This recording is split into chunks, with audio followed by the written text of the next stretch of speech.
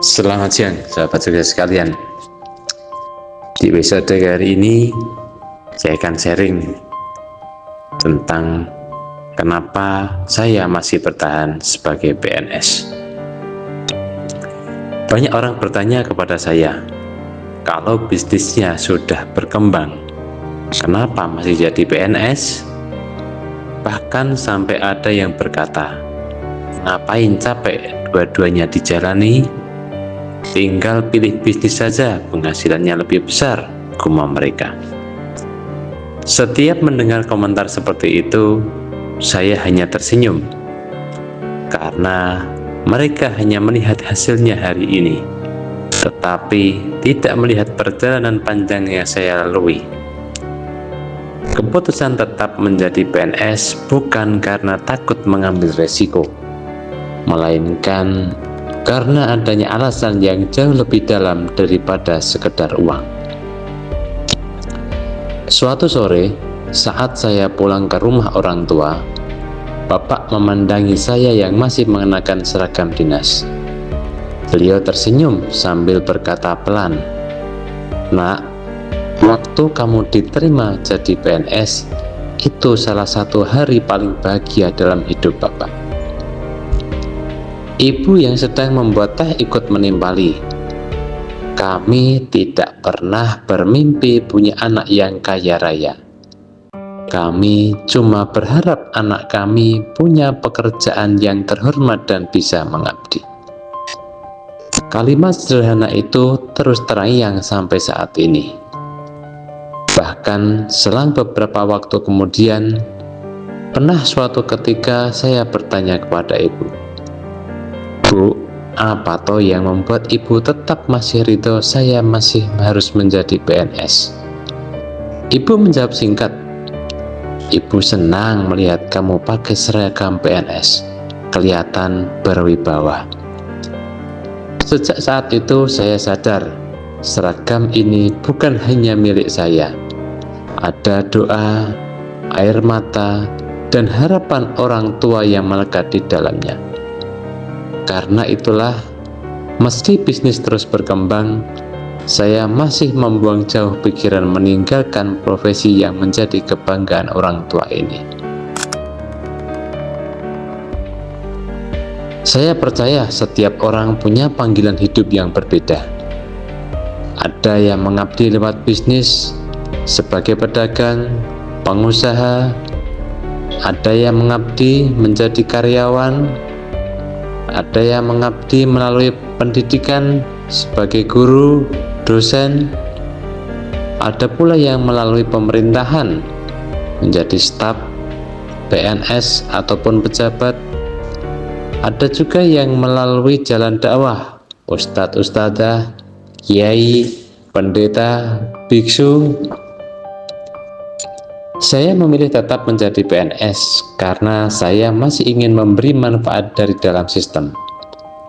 Memang tidak mudah dan tidak bisa dirubah dengan cepat, tetapi setiap pelayanan kecil tetap berarti bagi masyarakat.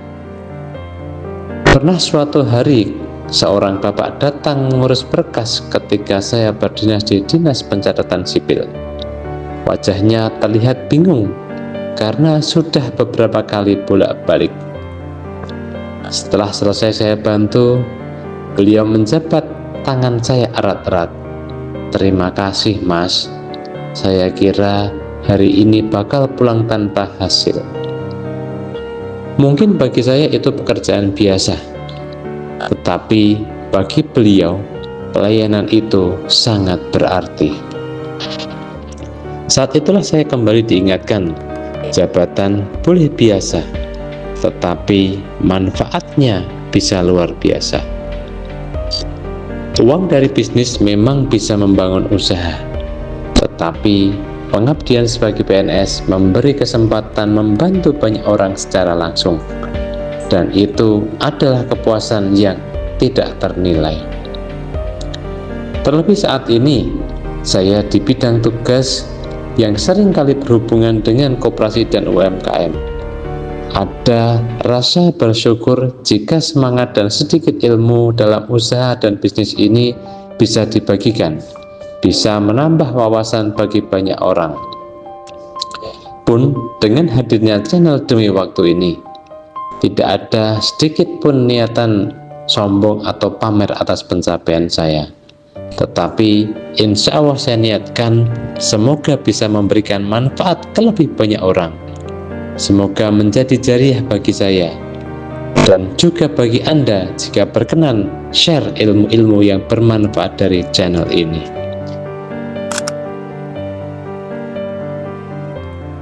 Banyak orang mengira saya berbisnis karena ingin keluar dari PNS, padahal kenyataannya tidak demikian. Bisnis mengajarkan saya menjadi PNS yang lebih baik. Ketika mengelola usaha, saya belajar tentang pelayanan, efisiensi, kepemimpinan, dan bagaimana menghargai setiap rupiah yang diperoleh dengan susah payah. Seorang teman pernah berkata, kalau bisnis sudah besar, resign saja, fokus di usaha. Saya hanya menjawab sambil tersenyum, kalau semua orang baik keluar dari sistem dan pelayanan publik, siapa yang akan memperbaikinya? Teman saya terdiam. Pertanyaan itu ternyata lebih sulit dijawab daripada sekedar menghitung keuntungan bisnis.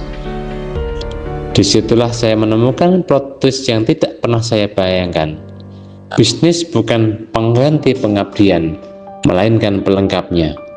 Keduanya saling menguatkan. Pengalaman di kantor membuat saya lebih bijak menjalankan usaha. Sementara pengalaman di bisnis membuat saya lebih memahami kebutuhan masyarakat.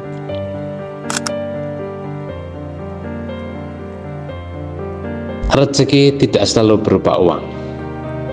Ada masa ketika bisnis sedang ramai, penghasilan dalam 1 bulan bahkan jauh melampaui gaji sebagai PNS selama 1 tahun. Banyak orang berkata, sekarang sudah jelas pilihannya. Tetapi justru pada saat itulah saya semakin berhati-hati. Saya takut jika kesuksesan membuat saya lupa pada tempat pertama yang memberi saya kesempatan belajar dan mengabdi. Suatu sore saya berbincang dengan ibu. Beliau berkata, "Nak, uang memang penting, tapi jangan sampai uang membuatmu lupa siapa dirimu." Kalimat itu sederhana, tetapi menancap kuat di hati saya. Saya sadar bahwa rezeki bukan hanya angka di rekening. Rezeki juga berupa kesehatan, keluarga, teman-teman baik, dan kesempatan melayani orang, memberikan manfaat bagi banyak orang. Sejak hari itu, saya berhenti membandingkan mana yang lebih besar, gaji atau penghasilan dari bisnis. Karena saya percaya, setiap jalan memiliki keberkahannya masing-masing. Dan saya memilih berjalan di 2 jalan itu selama masih mampu menjalaninya dengan amanah.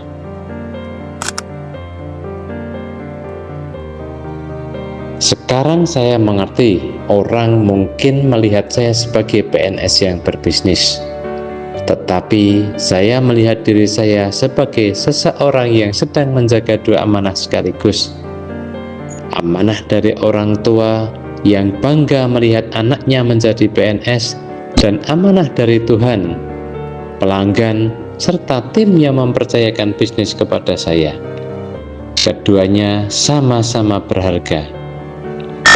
Kalau suatu hari nanti saya harus memilih salah satunya, saya ingin keputusan itu bukan karena mengejar uang semata, melainkan karena memang itulah jalan terbaik untuk memberi manfaat yang lebih besar. Sebab tujuan hidup bukan hanya menjadi kaya raya, tetapi menjadi berguna bagi banyak orang. Ada 4 pelajaran yang saya pegang sampai hari ini. Yang pertama, hormati, patuhi doa dan harapan orang tua, terlebih ibu. Saya merasa ini kunci utama.